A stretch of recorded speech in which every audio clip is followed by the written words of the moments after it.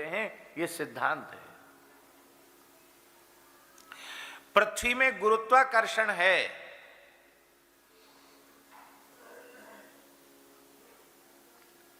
अपनी ओर खींच लेती है पृथ्वी। इसीलिए हम पृथ्वी का एक अंश ढेला लेकर, पत्थर लेकर फेंकते हैं तो हमारी जहां तक शक्ति है वहां तक वो ऊपर जाता है, और हमारी शक्ति जहां समाप्त होती है वहीं से गुरुत्वाकर्षण के कारण वो नीचे आ जाता है। ऐसा नहीं कि ऊपर ही चला जाता, नीचे आ जाता है। तो पृथ्वी अंशी है और उसका ढेला एक अंश है, तो अंशी की ओर जाता है। सूर्य अंशी है और दीपक अंश है, तो प्रकाश का गुण सूर्य में है, तो दीपक जलाते हैं तो उसकी लौ ऊपर की ओर जाती है, अग्नि प्रज्वलित करते तो ऊपर की ओर लो जाती है। समुद्र अंशी है, जल अंश है, बाष्पीकरण की प्रक्रिया से बादलों में चला जाता, फिर नदियों के माध्यम से फिर समुद्र में जाता है। अंश सदा अंशी की ओर आकृष्ट रहता है। और हमको तो ऐसा लगता है प्रत्येक जीव भगवान की ओर ही आकृष्ट है। घोर नास्तिक से नास्तिक जीव भी भगवान की ओर आकृष्ट है। कैसे? कोई मरना चाहता है, बोलो। यहां जितने लोग बैठे में तो कोई मरना चाहते हो तो बतावे। हाँ, झूठ बोल दे भले ही कि मैं मरना चाहता हूं, मरना कोई नहीं चाहता। कोई दुख चाहता है? नहीं चाहता। कोई जड़ता चाहता है? नहीं चाहता। क्यों नहीं चाहता? ईश्वर के अस्तित्व को न मानने वाले, परलोक पुनर्जन्म को न मानने वाले घोर नास्तिक जीव भी सदा सर्वदा रहना चाहते हैं। ये जो अपने अस्तित्व को बनाए रखने की इच्छा है, ये ईश्वर की ओर, ये बताती है कि तुम भगवान के अंश हो, अविनाशी के अंश हो, इसलिए तुम विनाश नहीं चाहते। ज्ञान स्वरूप भगवान के अंश हो, इसलिए जड़ता नहीं चाहते हो। आनंद घन भगवान के अंश हो, इसलिए दुख नहीं चाहते हो। तो ये इच्छा तो सबकी रहती है कि नहीं रहती? और इसी की खोज में सब यात्रा कर रहे हैं। बस दुख की बात यह है कि जहां सत नहीं है वहां सत खोज रहे हैं, जहां चित नहीं है वहां चित का अन्वेषण कर रहे हैं, जहां आनंद की गंध भी तक नहीं है वहां आनंद खोज रहे हैं। तो जो वस्तु जहां है ही नहीं वहां खोजने से कैसे मिलेगी? सत्संग में और क्या होता है? यही तो होता है कि हमको पता चल जाता कि जिसका अन्वेषण हम अनंत जन्मों से कर रहे थे वो हमें मिला क्यों नहीं? क्योंकि जहां वह था ही नहीं वहां हम उसे खोज रहे थे। जहां है वहां खोजें। ईश्वर अंश जीव अविनाशी,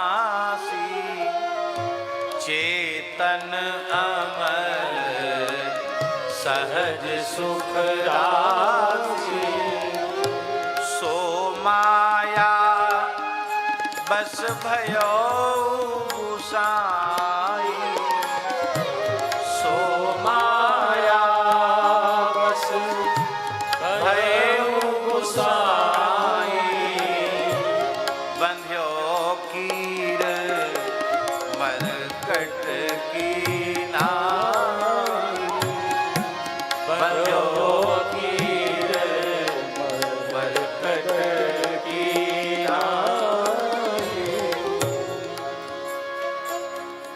अब देखो, भगवान अविनाशी हैं, इसलिए भगवान का अंशभूत जीव ही अविनाशी है।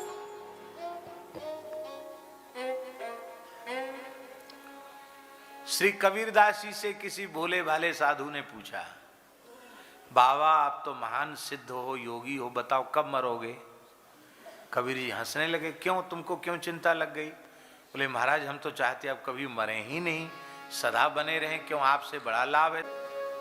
हमने तो सुना है कि जो पैदा हुआ वो मरेगा। बोले हम पैदा ही नहीं हुए,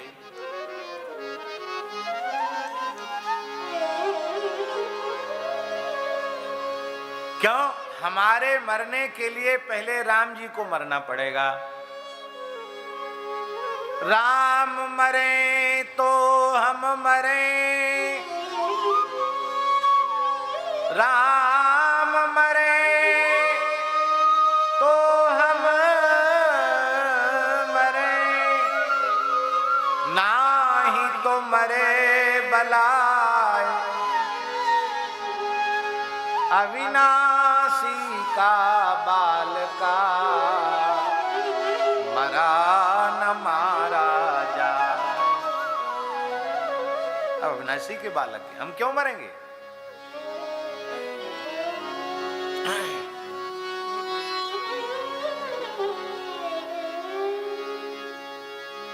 चेतन, चेतन माने ज्ञान स्वरूप। भगवान ज्ञान स्वरूप हैं और ज्ञान स्वरूप भगवान का अंश है जीव। इसलिए चक्रपाणी जी अज्ञान होता ही नहीं, हुआ ही नहीं, क्योंकि जीव का स्वरूप ज्ञानमय है। इसलिए ज्ञान उत्पन्न नहीं होता।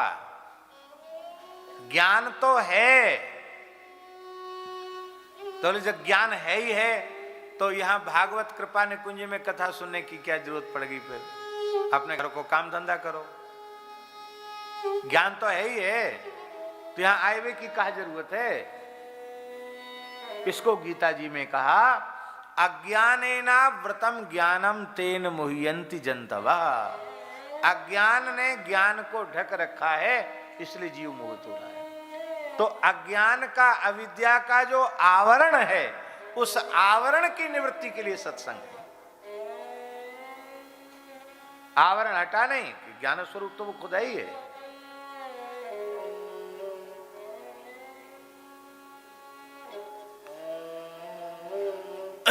कैसे है?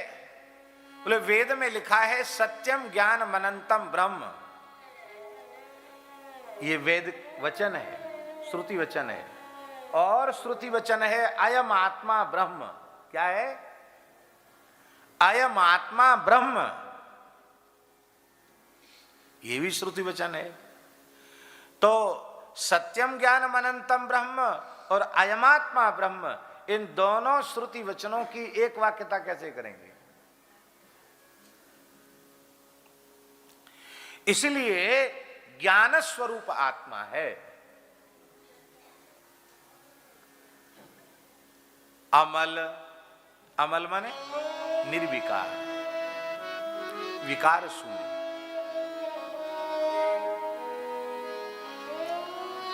निर्विकार है जीवात्मा, उसमें विकार है ही नहीं, निर्विकार है, सहज निर्विकार है।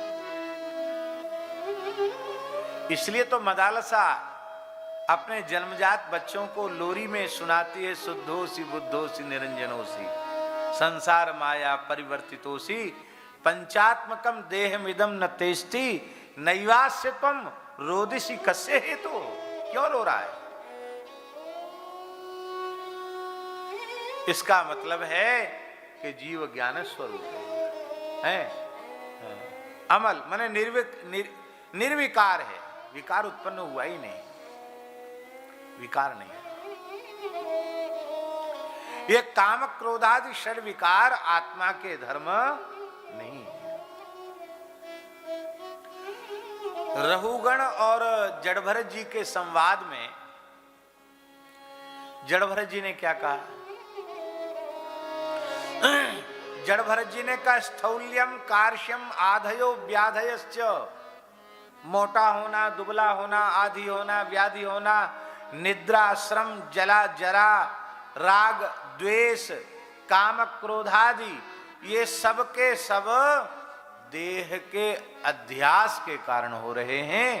मैं देह नहीं हूं, इसलिए इनसे मेरा कोई संबंध नहीं। भूख, प्यास, निद्रा, श्रम, ग्लानि, काम, क्रोध, लोभ, मद, मोह, मात्सर्य, इनसे हमारा क्या लेना देना?